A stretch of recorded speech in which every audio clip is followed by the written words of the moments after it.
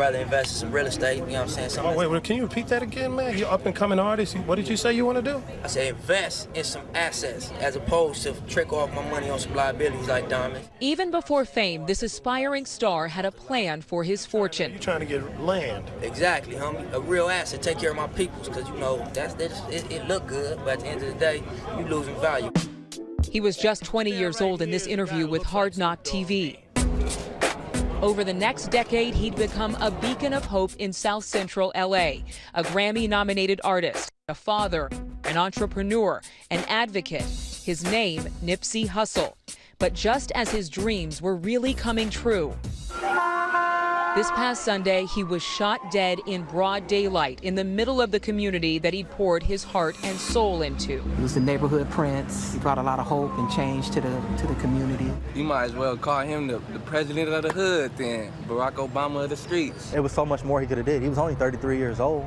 He seemed to walk a fine line between the hood and a hope for a new world, rising out of poverty and violence, making it big, as documented in this Midas Touch video. Nip did more than his own thing. Nip took care of the poor people around here, the homeless. He took one homeless dude off the streets, Hop your ass in with me, and put him in his Rolls Royce and pushed the shopping cart away and took him and bought him jewelry and got him haircuts and put him on his feet. Nipsey was nothing short of a servant to the people. They told him the problem, and then he took it to the powers that be that the other people didn't have access to. So is he a bridge? He's the architect of the bridge. Born Ermias Ashkadom, he started out selling mixtapes from his car trunk. He famously sold CDs for $100, empowering his indie label All Money In. Finding success in music, teaming his independent label with Atlantic Records. Nipsey could have went Hollywood, made some money, and just left all this alone. All the stuff we did was so he wouldn't have to die like this, you know. He died trying to save less fortunate people.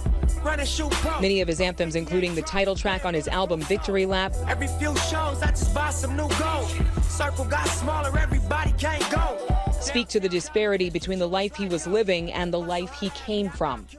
Hussle was all in, committed to ridding the streets of the same violence that ensnared him as a youth. He admitted to being a member of a gang and even spent time behind bars. Hussle began buying up space in this strip mall on Crenshaw Boulevard and Slauson Avenue, combining his street cred with his business savvy, transforming the block. He was attempting to make a statement about how life should be and how it should be elevated. One of the #1 things that Nipsey did that was positive, in my opinion, was he started something in the community with nothing. And then he gave out shoes. He buried kids whose parents couldn't afford it. You had people from all walks of life, from different countries, coming to visit our community and made it safe for them. A visionary, he built an inner city empire. The crown jewel of his ventures, the Marathon Clothing Company. You know, it was a higher purpose, I believe, for what we're doing over here. It wasn't to get in trouble with the police. It wasn't to be a menace to the area. It wasn't to, you know, continue a tradition of self-destruction. It was to build. He talked about it in the Marathon Clothing documentary in the days leading up to the grand opening of his flagship store. He gave back to the community. When I was coming up, we looked up to the gang members hanging out on the corner. Now, the gang members, we go to work every day. Now our kids watch us go to work. So Nipsey changed the cycle. Then 3 days ago, just outside the Marathon, the very place where hope was born for so many, a gunman ended Nipsey Hussle's life with a shot to the head. He loved his community. He was encouraging them and empowering them to be more, to do more with their lives. We lost a big part of South LA yesterday, really the world. He wasn't supposed to go out like that. This wasn't a part of the plan. But it's according to God's plan. He called for peace. He called for justice. We're calling upon whoever killed Nipsey to turn yourself in. After a 2-day manhunt, police arrested 29-year-old Eric Holder without incident. Witnesses said he was known in the neighborhood. It was a guy that we knew. From the neighborhood? Yeah, from the neighborhood.